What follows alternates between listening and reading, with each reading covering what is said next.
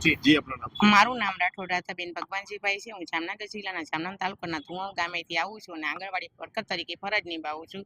અને આજ રોજ તારીખ 12/2/2026ના રોજ હું આંગણવાડી કર્મચારીના સંગઠનમાંથી યુનિયન તરીકેની ફરજ નિભાવીએ છીએ। અને આજે જે અમારી સરકારશ્રીને માંગ છે એ અમારી પગાર વધારાની અને અન્યથા કામગીરી માટે થઈ અમે આજે રાષ્ટ્રવ્યાપી હડતાલ રાખેલ છે। અને આજે એક દિવસ અમે કામથી અળગા થયેલા છે, જેમાં સરકારશ્રી પાસે અમારી પગાર વધારાની માંગ રજૂ થયેલ છે, છતાંય અમને પગાર આપેલ નથી। એના માટે થઈ અને આજે અમે હડતાલ ઉપર આવેલા છીએ। તો અમારો પગાર વર્કર બેનનો 24,800 અને હેલ્પર બેનનો 20,400 પગાર વધારેલ છે, છતાં અમને મળેલ નથી।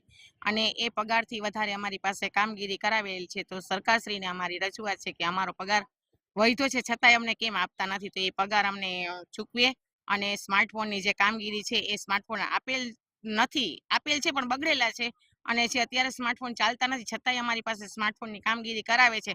તો એ હવે અમે અત્યાર સુધી તો કરતા હતા, પણ હવે અમે કરવાના નથી, એવી સરકારશ્રીને અમારી રજૂઆત છે। અને 16 તારીખે બજેટ રજૂ થવાનું છે, એમાં જો સરકારશ્રી અમને સમાવેશ કરી લે એવી અમારી કલેક્ટર સાહેબને અને સરકારશ્રીને રજૂઆત છે।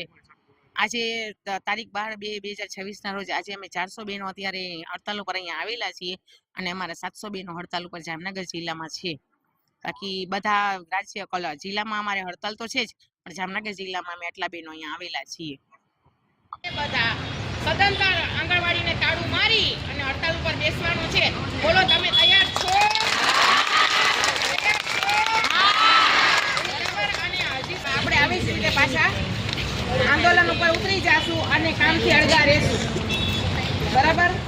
અને આપણા માટે